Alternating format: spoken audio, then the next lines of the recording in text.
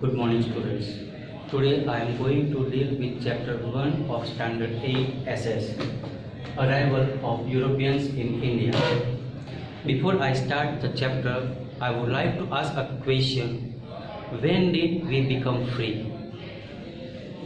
The answer comes, we became free on 15th August 1947. Correct. But before 1947, we were the slaves. Now the question comes, if we were slaves, so who was ruling over us? And the answer comes, the Britishers. Now again the question comes, why did the Britishers came to India? For that we have to go 400 years back to understand the history. In ancient times, India was one of the richest countries in the world. The people of the world were being influenced by our prosperity and culture. You might have heard the song, जहाँ डाल डाल पर सोने की चिड़िया करती है बसेरा वो भारत देश है मेरा. It was true. India was one of the richest country, we can say a golden bird. The commodities of India like silk, cotton cloth, muslin, black pepper, spices were exported to foreign countries. Now when we consider about muslin is a very thin, delicate cloth.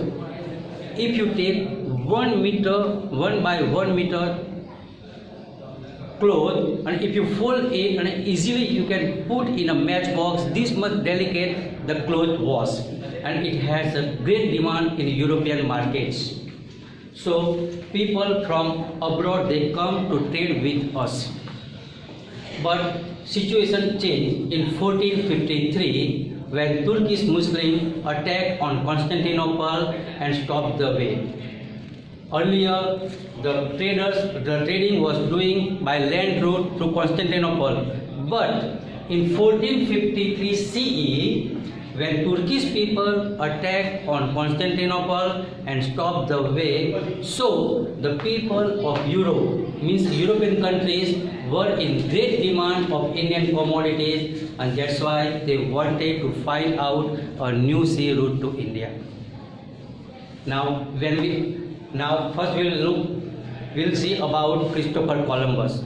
Christopher Columbus, an Italian explorer, he wanted to find out a sea route to India. He started his journey.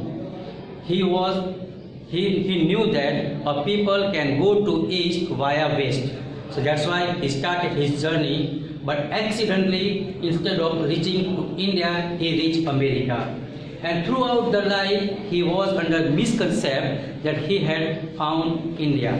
But it was not India, it was America.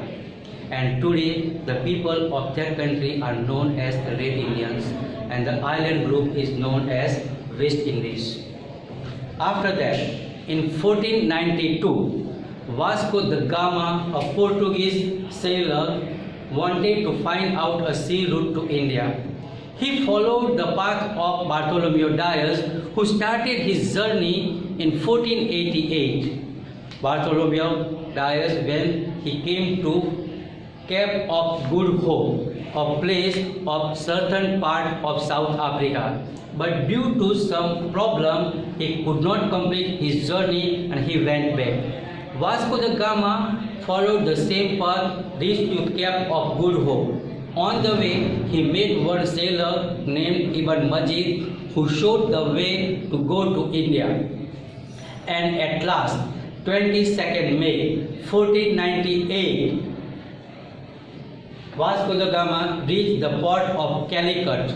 At that time, King Jamorin was the king of Calicut. He permitted, and the Portuguese established a fort in 1500.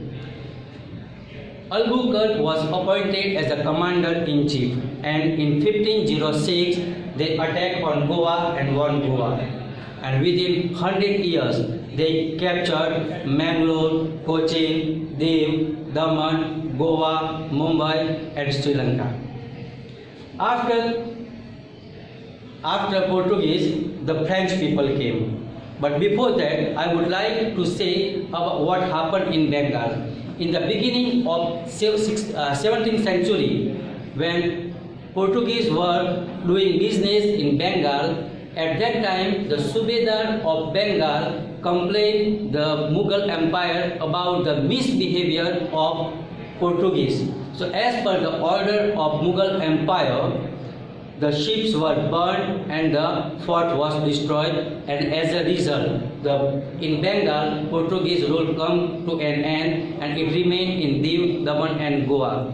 Today, when we visit Diu, Daman and Goa, we can see the buildings in a Portuguese, they are constructed in a Portuguese way, culture. After Portuguese, Dutch people came. Dutch people, the people who came from Holland, Netherlands, they are called Dutch people. They established fort in Pulicat and Madras, and they established one trading center at Agra in 1663. After Dutch, the British came. Now in 1600, the merchant gathered and they established one company that is called East India Company. So East India Company was established in England in 1600 by the merchants to do business in India. They took the permission of Queen Elizabeth and they were permitted. The first ship reached India in 1608 at the Port Surat. At that time, Jahangir was the king, but he did not allow the Britishers to do business. Later on, the Delhi Sultanate went in the hands of Shah Jahan, and in 1613, Sir Thomas Roe, he went in the court of Mughal Empire, and at that time they got the permission to do business, and from that moment our Indian history is changed. After Britishers, French people. The French people, they came to India, they established French East India Company in 1664.